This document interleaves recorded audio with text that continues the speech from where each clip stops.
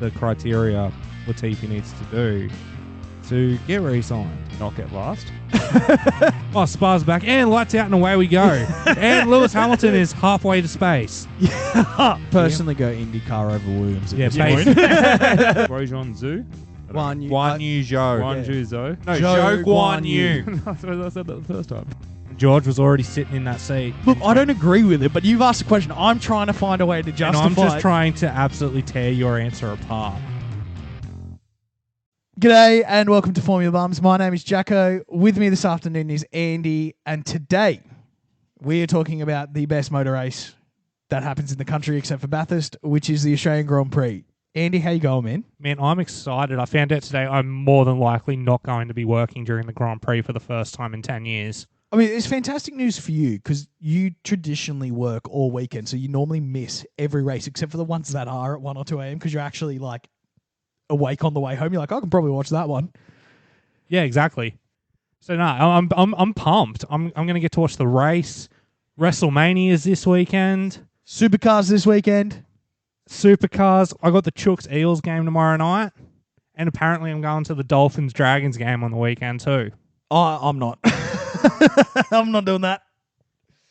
Look, you're not going to come in and watch it with me and Josh? I'm not watching us get beat by 30 points, bro. Fuck that. Just we're playing a simple. You did last weekend. I turned it off. No, I didn't. I watched the whole thing. Look, Formula One has made the decision to come to one of the greatest countries on the world, one of the best F1 tracks ever. Unfortunately, it is in Melbourne, where the Victorians live. It's just kind of something the world has to put up with at this point, I think. At least they're relatively quiet. It's unfortunate. Look, it is unfortunate. But before we get into like our Grand Prix preview and who we think's going to do what, their Red Bull released a pretty cool video recently. Yeah, they did. 3 days ago to hype up this whole race. And did you notice the slight nuance in that video that they had a driver who wasn't driving the car commentating the whole time? Yeah, so it was clearly Red Bull using Daniel Ricciardo, but there was no way that was him in the car. Because one, he sits in the car heaps higher. And two, he was genuinely in America during the filming. I'm not stupid. Yeah, everything's on social media. So you reckon it was Liam Lawson, don't you? No, we know it was Liam Lawson because we're in Wollongong and they filmed at Seacliff Bridge, and Liam Lawson got that bridge shut down for half a day because he was driving the F1 car there. That's how I know it. And he also drove it around Bathurst. All right, that makes heaps of sense. Oh, that explains the Bathurst one that happened recently. Okay, cool. Because when I watched the video and I saw that Daniel Rick was in Wollongong, I instantly was like, what the hell do you mean DR was here? We could have gone and like tried to like get a post or say hey, or be like, hey man, we're just massive supporters. Any of that. Like, we're never going to invite him on the show or anything. I genuinely was like, we could have been within 30 kilometers of that dick. Which is like right next to it in real life. Probably like why we didn't know he was here, because we couldn't sense the girthy presence in our city. Exactly. That's a horrible thing to say, but no, nonetheless. Look, it was an awesome video. I think I said in our group chat, I was like, clearly Red Bull is now just like the Forza Horizon of the motorsport world. Yeah. They definitely had some fun with that clip, but they always have fun with these like clips. Like if you think about the Checo one from last year going to Mexico, we all know it was that fella, Yuri Vips, driving it earlier in the year before he got cancelled. We know it was Yuri Vips in a Checo helmet, but it was a cool little video to see Checo go from wherever he was to Miami. You know what I mean? Yeah, that was awesome. And my favourite Red Bull video of all time will still be the 0G pit stop they did. Oh, that was fantastic. That there is one of the most... And that's just Red Bull on YouTube. If you've never checked it out, check it out. They do... There's a reason like Red Bull has this rock star reputation. Like they literally dropped a man from space to announce their presence a couple of years ago. I know, right? And not only that, like just think about all the extreme shit that they do. Like, especially in this video, they got Shane Van Gisbergen, the current V8 Supercars champion, doing a lap around Bathurst with the Danny Rick car. Yeah, did they have... They had the Supercross guy. I can't remember his name because I didn't pick up on it. But they had a Red Bull driver who's Australian doing dollies and shit on a motorbike. You know what I mean? They had the trophy truck driver who's also Australian, and then they had the stunt pilot. Yeah, and the stunt pilot one was just up from us at Seacliff Bridge. That was over. like Seacliff Bridge is awesome, right? But we live here, so we're like, yeah, it's a bridge. Like you needed to get to like the Thurul and shit, like just past there. Like that's how you get out of Wollongong where we live. But apparently, it's like an engineering masterpiece, and it looked great on film. Yeah, no, it is a masterpiece the way they built it. I've never actually driven it. Awesome drive, awesome drive. The only thing is like, clearly the architect who's made this bridge has made it. The curves are beautiful, man. It's left, right sweeping for kilometers over the ocean next to a mountain. And you like get all the fog and mist. But because it's so beautiful, you get all these old people who go there for tourist drives. So you normally, the speed limit's 60. You can normally crank it to about 80 without getting caught. But they sit there on like 30 and 40 and everyone's looking for a park. So it actually sucks to drive on. Yeah, I can imagine it would unless you're on there solo. It's just the worst drive. Yeah. It'd definitely be like an old person sort of like, oh, I'm just going to drive and watch the view. Oh, I don't need to go over 30. Yeah, I do, seriously.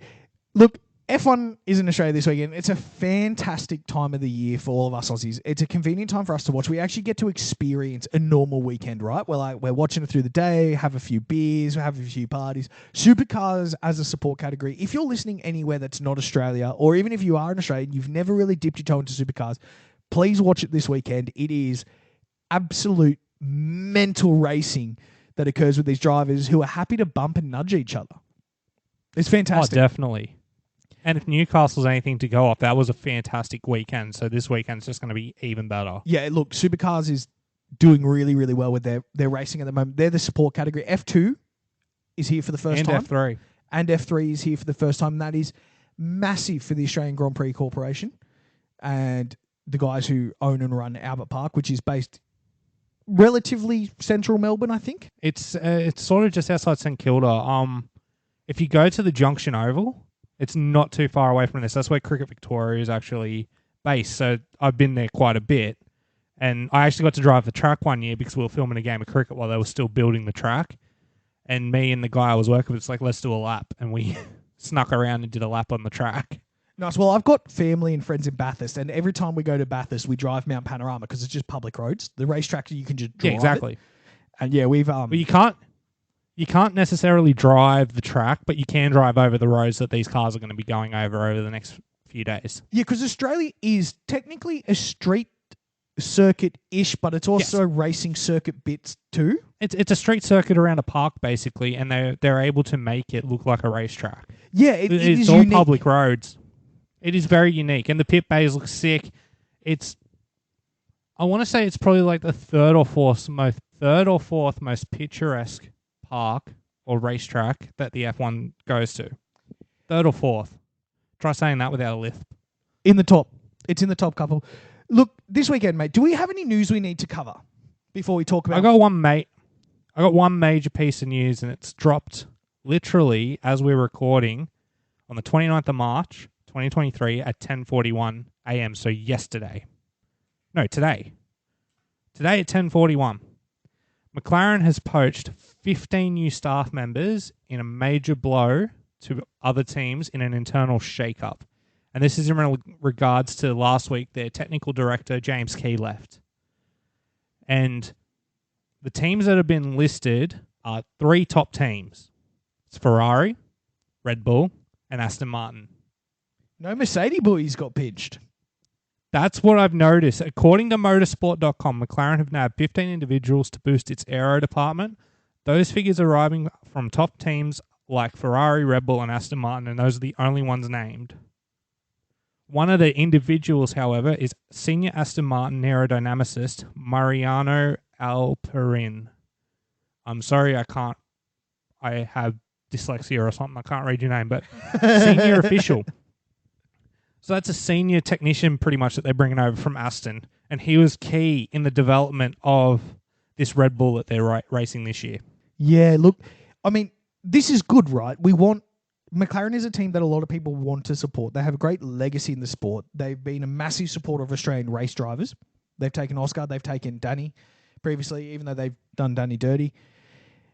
I think this is a good thing for the sport overall. especially because we've got these regs for a couple of years, right? So if the Red Bull and the Aston never get any better from where they are now, it's still going to take a significant portion of time for these other teams to redevelop their whole fundamental strategy to get them to a pair level. The way that I'm kind of interpreting all of this is that, okay, this is a write-off year for McLaren, but next year they seem to have an ability to do what Aston's done over last year, put together a competitive car. That's what we want from the sport. And you've got to consider too that I think it's halfway through next year that their air tunnel actually opens, so they'll start having the effect from there. So their 2025 car is probably going to be the first car they fully develop in-house at McLaren, because right now they're renting the Toyota wind tunnel, which is, I think it's placed in Germany or something, so there's travel time involved in getting the car to and from. Now they can just do it in-house. It's literally going to be at Woking. That's going to help them a heap. And Zach Brown, even today, in talking about these new poachings or new staff hirings that they've gone, it's clear to me that for some time that our technical development has not moved at a quick enough pace to match our ambition for returning to the front of the grid. I'm pleased that having completed a full review with Andrea Stella, we are now able to implement the restructure required to set wheels in motion to turn this around. I really can't read when I'm fucking talking out loud, so I apologize for my pronunciations. Are you doing okay, bro? But yeah, so obviously Zach and Andrea Stella have realized that where they are right now isn't exactly where they want to be. The best way to do this is to restructure the team around what Stella and Zach want. Because they obviously had what Andrea Seidel and Zach had, and that's got them X far, but now they need to restructure and have it is Stella's design in a way. He's the new team principal. Yes. And he would have his own ideas and own beliefs of exactly what philosophy of design he wants to take to the car and its individual components. Yeah, exactly. So I see this as a really positive move for McLaren. It'll push the Orange boys up the grid a bit more. And speaking of doing Danny dirty, two things I want to point out. Did you see where they placed the Optus sponsorship at the track this weekend? Was it over Oscar's pick box? No, it's over the McLaren team thing, and it says "Welcome Home" with a big picture of Danny on it. And what's your second one? And the second one, Red Bull did McLaren dirty because Danny was driving an orange tractor at the start of that video. Yeah, I saw that. I saw that. One of the things about this sport is just you need to love it for what it is. And this is billionaire companies trying to out-petty each other for not much glory. It's fantastic. Look, I love it. It's fantastic. We've had some absolute brilliant shithouser, because it's pure shithousery. Like, Cyril used to cop it because Christian Horner is the best in the sport at it. He is... Oh, definitely. He's like a mad genius when it comes to, even if I'm not the best, if I can just make the others angry and annoyed, I'm going to come out fine. Like, he used to stir Cyril up all the time. He called him Cyril Irritable to his face. He's with the Drive to Survive this year. It's like, fix your fucking car. Like, he just so that dramatic. Was such a good petty. scene. Oh yeah, that was just such a good scene. Like, that meme doesn't do it justice because it's not just Christian that's annoyed. It's literally every team principal except Toto. Toto's arguing for one thing, and everyone's just like, "Well, we fixed our car. Why don't you fix your car?" Yeah, and it's just it comes with the sport. I love seeing it. And, it is only the best part is it is only normally with the big top teams. Like, you don't often hear shots being fired from Haas.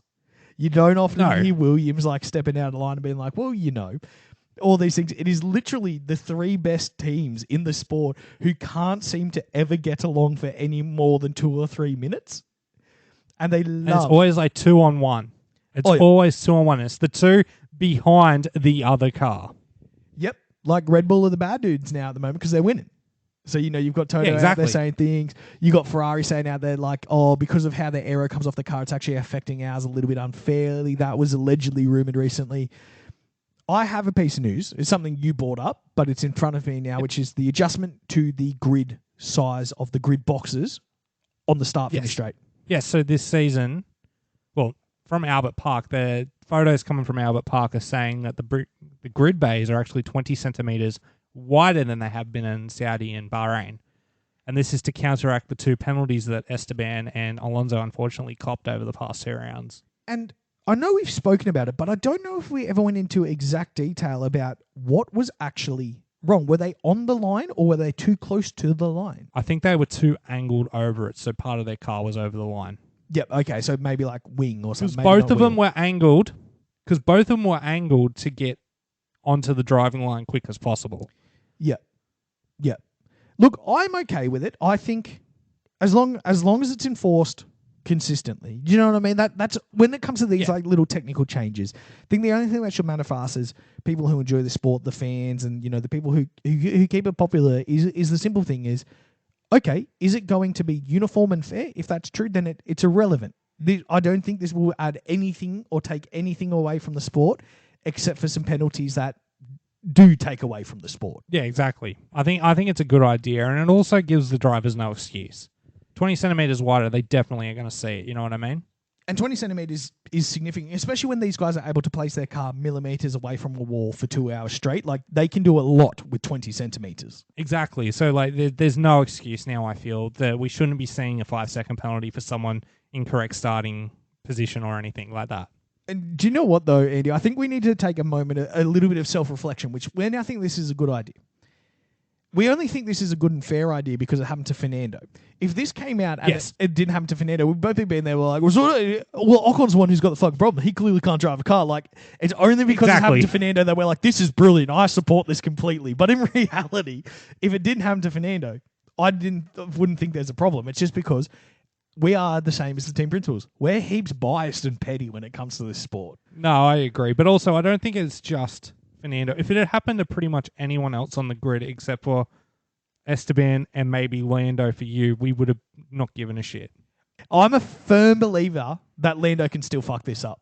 I'm a firm believer. I'm a firm believer Ocon's going to fuck this up. Oh, look, between those two and Stroll, someone will find the way. Someone will find the way. Fuck, you just reminded me. I seen a video today and I want to bring it up to you.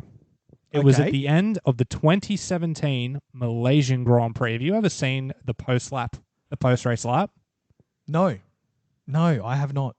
So they're cutting around all the cars, and all of a sudden you see on the board Seb's just dropped off the pace, and you don't know why. And the camera cuts to it. He's got a wheel from the back of his car over the top of his rear wing, and you're like, "Hang on, what's happened here?" And Crafty and Brindle are even like, "Oh, that explains why Seb's going slow." But what's happened? It's after the race. Guess who turned in on him? Guess who turned in on him? 2017. 2017. Okay. I think Lando Norris's spirit possessed one of the drivers and he hit him. No. Oh, okay. It was the young rookie from Williams, known as Valerie Strolovic. Oh, wow. On the post-race lap. Post-race, checker flags out, they've run into each other, and he's knocked Seb's rear wheel off. It's the funniest thing, and the radio after it is just beautiful because Stroll, in classic Stroll form, is, I don't know, he hit me. Like, I don't know what happened here. And you just hear Seb on the radio. It's like, it's after the race, for fuck's sake. Why has he done this? Is he retired? I can't say that, but... Yeah. I can only... And you know what I mean? Too, like... This isn't an incident that has occurred after the race. I can only assume that Seb was in front as well. Oh, definitely. Like Lance has clearly come from behind and stuck his nose in somewhere. And he's like, Stroll sitting there like, every time you have to leave a gap. It's like, yeah, bro, when we're racing, that's over. Like, I mean, yeah.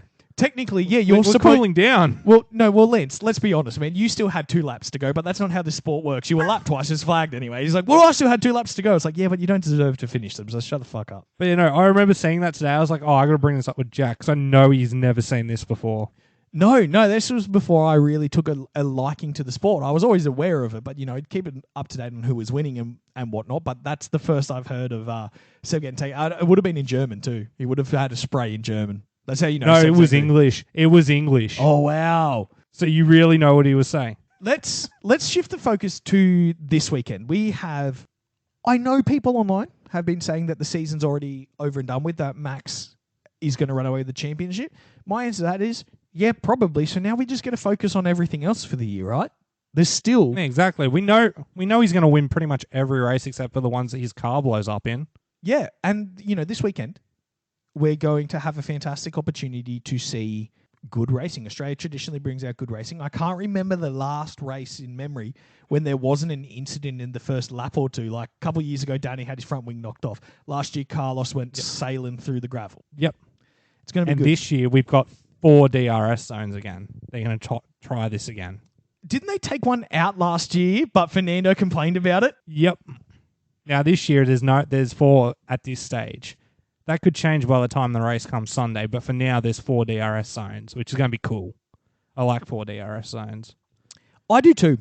I don't think there needs to be like a sweet spot number. I think if it's an area where you can realistically pass at the end of the straight, bank some DRS in there, makes the racing better. There are some traditionalists out there who are like, yeah, but if you can't pass, you can't pass. But it's like, nah, I like the fact that you get a little bit of boost. It makes it more interesting. Yeah, exactly. The only thing they need to bring in now is fan boost, so we can just make sure that Lance gets fan boost and punts it into the wall every race. It is okay, fan boost. We should probably talk about it. I saw an article today and it made me angry. It went, the headline of the article is, the racing is better in Formula E, but will anybody notice? It's like, no, we won't notice because you can't fucking hear it. So no one knows the racing's exactly. on. Sounds like a basketball court. Formula E has released new cars this year. They look sick. They look like spaceships. I have seen that. But I'm still not going to watch it. I'm sorry. I can't. It just doesn't feel the same. Until they build in an outdoor speaker into that car that has a V10 noise or some sort of noise that isn't a basketball court. It's just unwatchable. Because it just doesn't sound right. Screw fan boost. No, screw fan boost. Have fan mic where some dude has to just make the car noise the whole race. In the mud, there's some like dude that fella at Coda. Yeah. Just doing it the whole time. That's what I want. I want to be the car for a race.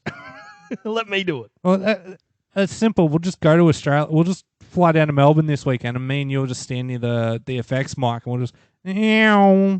Yeah, I respect the fact that he clearly didn't put much effort in, but I would be screaming like he was a V6. I'd be a V10 with a blown diffuser. Oh, that's what I'm aiming for. Do you like? Now we've spoken about how beautiful the track is. Do you actually like the Albert Park track? Yeah, of course I do. Yeah, Australia. I do too.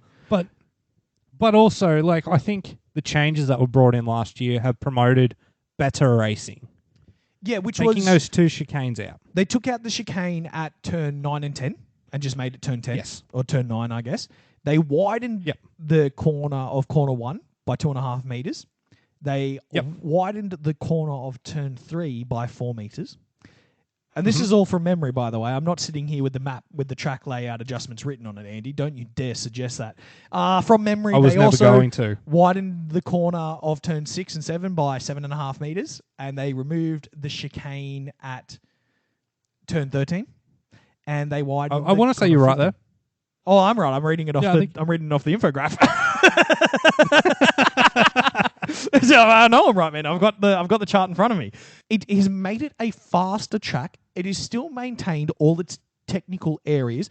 The removal of the chicane on that fast bend there now leads to some awesome shots of these cars, full pin throttle, going through a massive sweeping or a short right-hander, which is gentle, and a massive sweeping left into the really frustrating turn of 11 and 12. That kink of 11 and 12, whenever I'm racing on the game, that is the one area I can guarantee that I really, really need to think about every single lap. Because if you get it right and you bring in enough speed, you've set yourself up perfectly for the rest of the lap, and it's going to be hard to pass and all those sorts of things. But if you get it wrong, 2 things will happen. You will either go too slow and then you will absolutely be passed because the other person's carrying so much more speed through, or you'll take too much speed in and you will crash. Like, it is a absolute trap of a corner. You need to absolutely put that car on a dime. Yep, and there's heaps of runoff around there. But the good thing about Albert Park, because it's a park, there's gravel everywhere or grass everywhere. So it allows you to make mistakes without fully ruining your race, unless you're Carlos, because you're really unlucky. I was about to say that. Yeah, I was about to say, unless you're Carlos. Yeah, because then otherwise you're really unlucky. Look, it's got, weirdly enough, I'm a big fan of like straight racing. I like long. That's why I've always been so disappointed that we never got to see Vietnam, which had a 2 kilometer straight. I thought that would have been fantastic. You know, that I've always been disappointed we never fully raced there. But Australia doesn't have that many straights, but it's still very fast. And that's why I think I enjoy it so much. Like, you've got the start-finish straight. Yep. But it's not huge. It's no longer than some of the curves that are on other parts of the track. Yeah, no, you're correct. The only thing that sort of compares to it is the long run between turn 8 and turn 9, and half of that's a DRS zone this year. Yeah. You know what I mean? I think that's the longest part of the track. And other than that, the other DRS zones are just short, straight, and into a very hard braking zone, which I fucking love. Because it means passing. A hard braking zone into a tight corner means passing. It means people behind chasing have the opportunity to just... And they're not always clean passes at Australia too. You see a lot of teams and cars just stick their nose far enough up to activate the you have to leave a space rule. That, because the track is... It goes right, left, right, left, right, right, right, left, left, right. Like, it's very switchy-swatchy. Yeah. Throughout it. Like, it dips in and out of the park at interesting angles. So it means a lot of the time is once you've stuck your nose on the inside, you are now in a constant battle for the next 5 or 6 corners because both of you are right next to each other the whole time. It's not like, oh, he stuck his nose, oh, he's had to back out, and because of that, he's now 3/10 behind. You have to wait another 6 laps for an attempt. It's like, no, once you get that person to move over, you're right there because the next corner is right there, and you've got the switchback option through turn 1 and 2, through turn 3 and 4, through turn 6 and 7, through 13 and 14 and 15 and 16. All those corners are back-to-back corners with the ability to... You can clearly, if you're listening, you can clearly tell how excited we are to watch people race here. Oh, definitely. I mean, if you listen to Bums on the Bench, you'll notice how excited I was because I fucked up that intro. Oh, did you really? I haven't listened to it yet. Yeah, you just wait. We don't even announce what. I was just like, hello, welcome to Formula. Fuck. Jack's not here. There's when you listen to it, that's what you're going to hear. You're just going to hear us fuck up and then just abuse you for not turning up and fucking it up for us. I like it. I still can't believe I haven't made that mistake yet.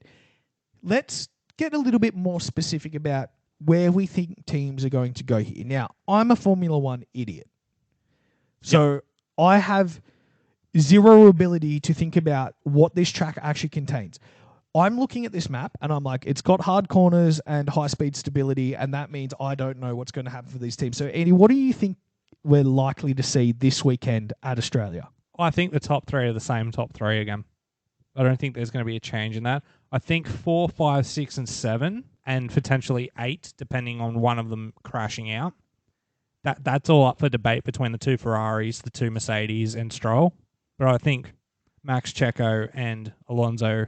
The cars there, that Red Bull's pretty complete. That Aston Martin is almost complete. Like, those 3 are going to be, 60 seconds ahead of the rest of the field. You know what I mean? Yep. Yeah, 100%, man. Other than that, where the battles I see happening are, I reckon Ocon, Gasly, Bottas, and potentially Magnussen and Hulkenberg. That's a good little midfield battle that could potentially be happening. I'm glad you brought that up because this is traditionally a really, really good track for Haas's drivers.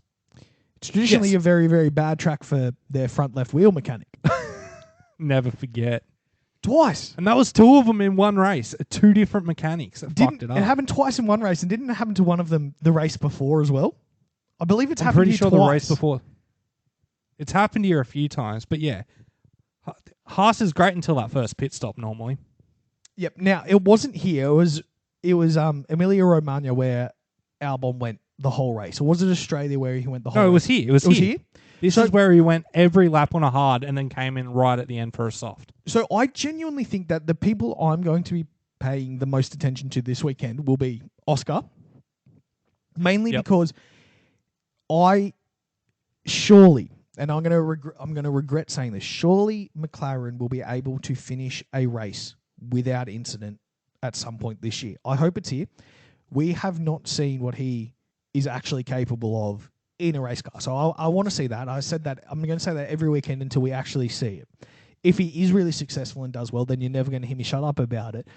And then if he doesn't do well, I'm going to say that he stabbed Danny in the back and Danny should never have left. But on top of that, Albon and Williams Sargent, both those boys are someone to watch. Clearly, the car they developed last year and how Albon is with tyres, which is magic, I guess. I think he's going to be in that battle group that you've mentioned of those guys. Haas, as we've already stated as well, those are going to be the people that I'm paying particular attention to this weekend because I really want to see what they're capable of. No, I agree. It's just Sky that needs to show us these drivers. They don't need to focus on Max the whole time. You know what I mean? It has gotten... I will give them credit, and it's simply because they're not British. When you're thinking about Mercedes, they haven't had a particularly good year. They've come out and they've said that, we might need to rethink about what we're doing with our car, how we adjust things, what direction we're moving forward. Do you think we're going to see any actual improvement from Mercedes this race? Yes and no. Yes and no. So the way I'm seeing Mercedes this year is it's pretty much until they bring those major upgrades in the next few rounds, this is just let's get through this race in a way. Saudi, they did really well. We can't knock them at Saudi. Jorge did, Jorge things. Lewis did Lewis things. They managed to get a double points finish. It was really good for them. That being said, in Australia, and with how that Mercedes is aerodynamically, I think they're going to struggle a bit more, and I think the Ferraris might pip them this weekend. I hope the Ferraris have a more complete weekend. There's someone that, we've kind of skimmed over and we've spoken about here and there, but I do want to see them have a complete weekend, mainly because I want Charles and Carlos to stay in this sport, and they're not looking like they're having a good time at the moment. Charles definitely doesn't. Carlos is, he's surviving. He's sitting on 20 points at the moment. He's tied with Hamilton, which, shocked me when I was looking at it. But Paul Leclerc, he's down in 8th place with 6 points, I think. Provided he finishes this weekend, it's a stark different to what it was last year for Charles. He was coming into this weekend, he was leading the championship. He walked away with a 40-something point lead after this race, you know what I mean? Yeah, I mean, it's an opportunity for him to fight back. He had a really strong race here last year. He walked away with the victory. He looked really confident last year, and then everything went to shit literally in the next round. So it's going to be, for Mercedes and Ferrari, I think this weekend's a pivotal weekend for them in the context of the season. It's definitely the third race or the fourth race is always a tone setter for the year because, the first weekend, you have the absolute fallback of going, well, it's the first time we've actually run this car, and you can only gain so much data through wind tunnels and simulation and testing and filming days. You can only gather so much there. Testing is relatively short in the grand scheme of things. You get a couple of days to take this machine for the rest of the year. So, the second race is, okay, well, what we've learned from the first race, we're going to test the second race. But you've still got that same excuse of going, well, it's only the second time we've driven this car. So clearly whatever we decided to change wasn't the most effective thing in the world. Versus the third race where it's, okay, gloves are off now. We've seen who is consistent and strong. We've seen who's clearly a little bit weak. If you guys aren't bringing any, and it is mainly set up, no one really brings upgrades to Australia. It is very far out of the way. Yeah. I think we're definitely the most southerly race of the calendar. Yes. We're right, Melbourne and Victoria is right down the bottom of our country, except for Tasmania, which is another island. Hey, as far as I'm concerned, it's not part of this country at the moment. They're the only outliers. Yeah, they are. They're the only blue ones. And I reckon we told them over to New Zealand and they can deal with them for the rest of the time. I know, right? But, this third weekend does symbolise a bit of, has your team got the ability internally to adjust the setup of this vehicle to get the best out of it, despite what its performance is? And that really, really matters for Ferrari and for Mercedes this year because we know that they're probably not championship contenders. Questions still out on Fernando Alonso. I do believe that if there is updates that can bring a car up, it's probably Fernando. And if there is a driver with the talent and the mental ability to fight from the deficit he's in to beat Max, it's probably only Fernando at this point. Everyone else seems to be rattled. Lewis isn't the same as he was when he was dominant. Charles is certainly burned and a little bit more down than we saw him at this time last year, like you already mentioned. So I really hope that Ferrari gets it right, and I don't really, and this is going to annoy a couple of people I talk to, I don't really care if Mercedes gets it right, but it is just as important. I do believe, though, that Mercedes is a team that could probably get it more right than Ferrari can. Yeah. I think you're right. I think that was shown the back end of last year in a way.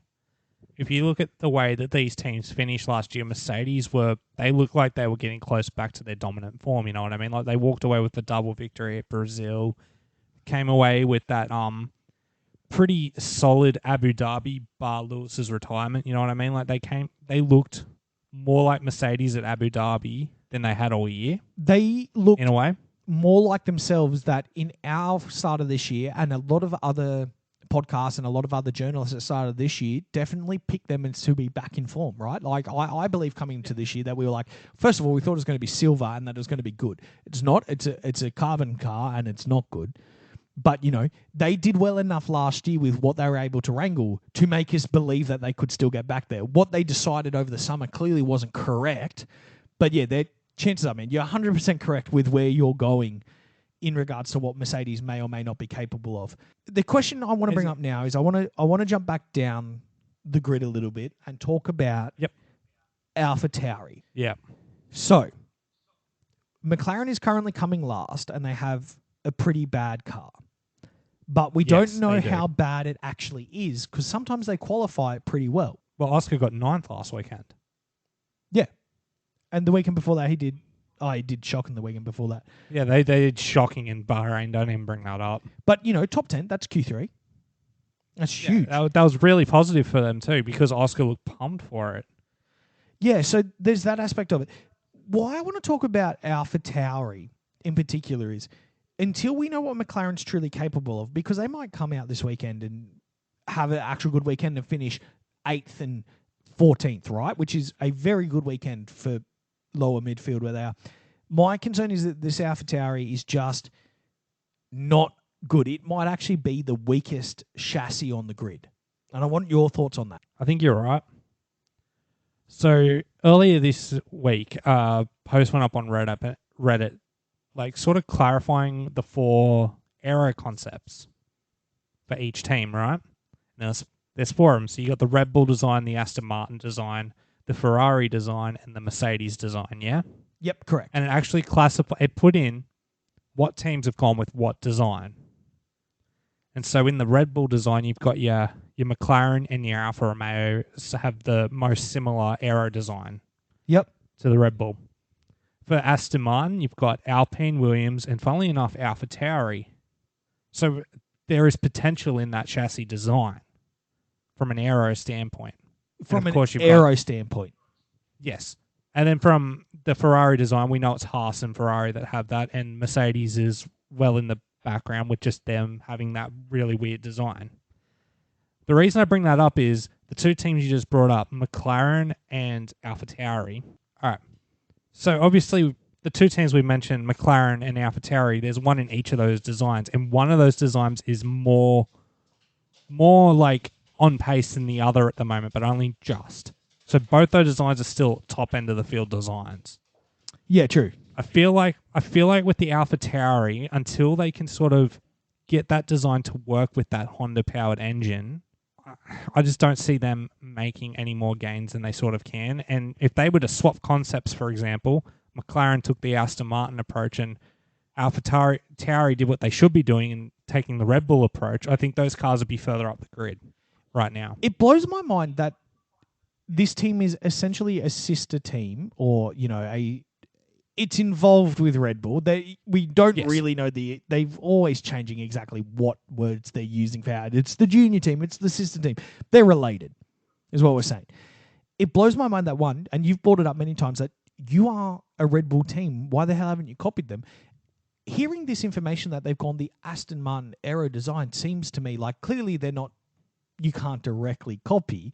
They've come up with this on their own-ish. But like it blows my mind that you wouldn't go, well, hold on, we're running the same powertrain and they are out in front by good chunks of time. Why the hell didn't we just follow it a little bit more closely? Or also, if you're using the Aston design, it's also still similar to Red Bulls. Like, it's more similar to Red Bulls than it is a completely unique own design, right? Yeah, I'd say that, but if you look at the aero lines, so what they've done on this graphic is they've sort of drawn the aero lines and all four chassis designs, and the Aston Martin one is actually a lot fatter, and it deviates the air in a very different way compared to the Red Bull. Yes, still very similar, but the Red Bull one seems to push that air through the car in a lot more efficient way, and probably the best way to put that. Okay, that does make sense. Yeah, so even though to the visual eye they have a lot of similarity, when you actually look at the aero flow off the car, there is significant differences. That was the word I was looking for, flow. Yeah. Okay, that makes a lot more sense to me. It still just blows my mind how you didn't go, well, we're running the same powertrain. We're owned by the same overarching corporation. We provide them with juniors. We're the junior breeding ground. Why didn't we just go for something a little bit more similar? With all that being said, man, I don't know what they're going to be capable of. I used to be a really, really big AlphaTauri fan because I really, really liked Pierre Gasly. Now that he's not in the team and we haven't seen enough of Nick and there's no storyline, like, right, I was really attached to Pierre's storyline. Yeah. Of, coming to Red Bull, struggling, getting fired, getting redeemed. That was something easy to fall in love with. That's like the classic Australian underdog scenario, right?